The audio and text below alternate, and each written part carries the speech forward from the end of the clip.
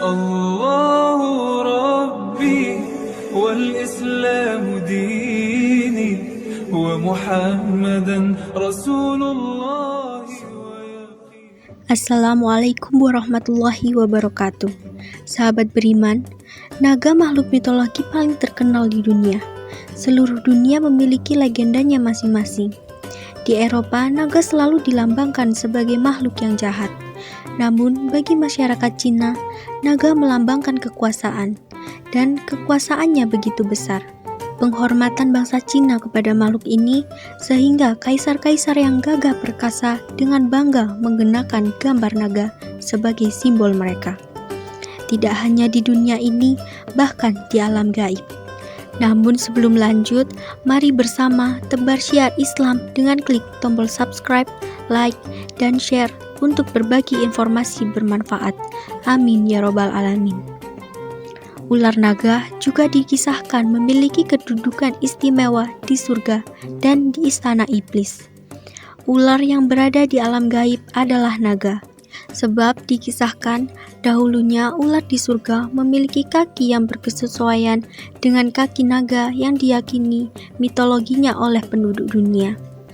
Ular naga dahulunya adalah makhluk yang bebas berada di surga, memiliki kaki dan dapat keluar masuk surga dengan bebasnya.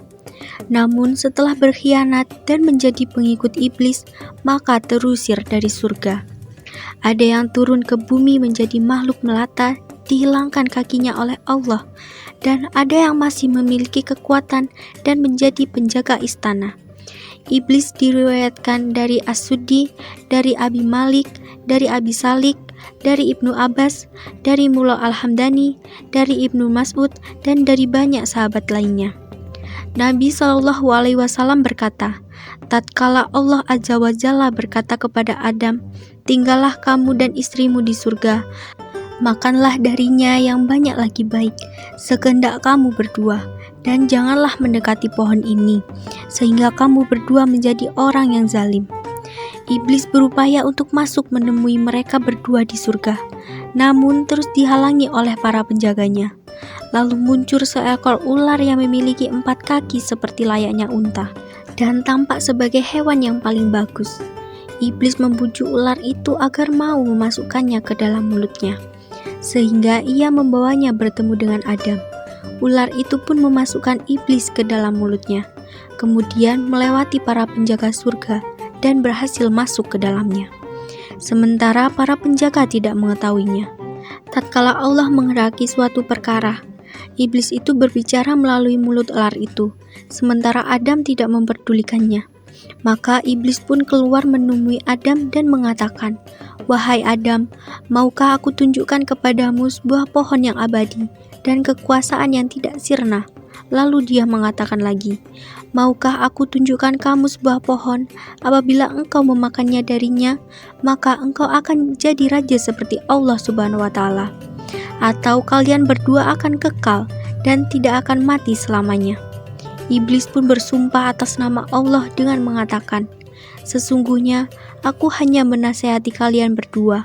Sesungguhnya iblis menginginkan dengan itu agar aurat mereka berdua tampak dengan terlepasnya pakaian mereka. Iblis telah mengetahui bahwa mereka berdua memiliki aurat setelah membaca kitab malaikat. Adam tidak mengetahui perihal ini. Adam enggan untuk memakan dari pohon itu. Akan tetapi Hawa mendekati pohon itu dan memakannya. Kemudian dia berkata, "Wahai Adam, makanlah. Sesungguhnya aku telah memakannya, dan tidak terjadi apa-apa padaku." Dan tatkala Adam memakannya, maka tampaklah aurat mereka berdua, dan mulailah mereka berdua menutupinya dengan daun-daun surga. Abdur Wasak dan Ibnu Jarir meriwayatkan dari Ibnu Abbas, dia berkata, "Sesungguhnya musuh Allah Subhanahu wa Ta'ala, yaitu iblis, menawarkan dirinya kepada setiap binatang melata agar dapat membawanya masuk ke surga dan berbicara kepada Adam dan istrinya. Namun semua hewan menolak tawaran itu. Lalu dia berkata kepada ulat, "Aku akan melindungi dirimu dari gangguan Adam, dan engkau ada dalam jaminanku jika engkau memasukkanku ke dalam surga." Maka ular itu membawa iblis di antara dua taringnya, lalu masuk ke dalam surga. Ular itu berjalan dengan 4 kaki, lalu Allah menjadikannya berjalan di atas perutnya. Ibnu Abbas berkata, maka bunuhlah ular dimanapun kalian mendapatkannya. Pendamlah makhluk yang pernah mendapat jaminan dari musuh Allah itu. Iblis memberikan kedudukan khusus kepada bangsa ular, karena jasanya yang pernah diberikan di langit, yang telah membantunya untuk bisa mengeluarkan Adam dan Hawa dari surga. Ular tersebut diletakkan dekat dengan iblis di istananya. Dan ular yang terkuat di dunia adalah ular naga.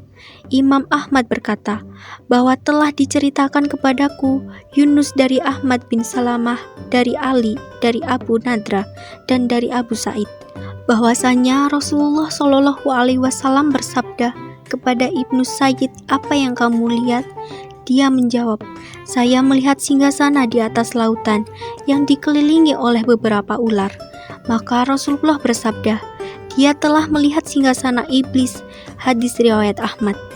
Ibnu Said adalah tokoh sakti di zaman Rasulullah Shallallahu Alaihi Wasallam yang memiliki khosob syaitani, yang matanya mampu untuk menembus alam jin. Karena kekeramatannya, para sahabat bahkan sampai menganggap Ibnu Sayyid adalah orang yang dahsyat. Ibnu Sayyid dalam hadis pernah diuji oleh Rasulullah Shallallahu Alaihi Wasallam tentang khosob syaitannya.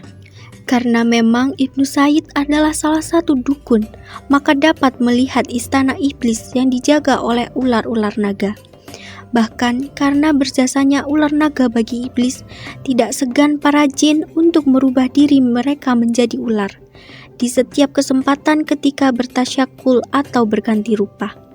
Rasulullah bersabda, ular-ular itu adalah jin yang mengubah rupa dan bentuknya sebagaimana Bani Israel, yang merubah bentuk menjadi rupa monyet dan babi. Hadis riwayat Tarbani dengan sanad yang sahih.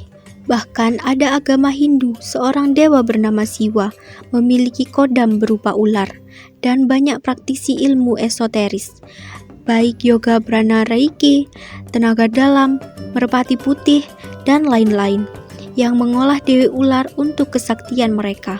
Dan sangat disayangkan sekarang ini ular banyak sekali diagungkan di dunia ini. Bahkan banyak menjadi simbol-simbol ilmu bela diri dan simbol keberuntungan. Gambar-gambar ular naga banyak dipajang di rumah, di keramik, dijadikan merek dagangan, dibuat patungnya. Padahal ular naga termasuk salah satu makhluk yang sudah dikutuk Allah Azza wa Jalla. Segala yang baik datangnya dari Allah Subhanahu wa Ta'ala, dan segala kekhilafan mohon dimaafkan. Mari bersama membangun channel Islam Populer dengan klik tombol subscribe, like, dan share untuk berbagi informasi bermanfaat. Amin ya robbal alamin. Wassalamualaikum warahmatullahi wabarakatuh.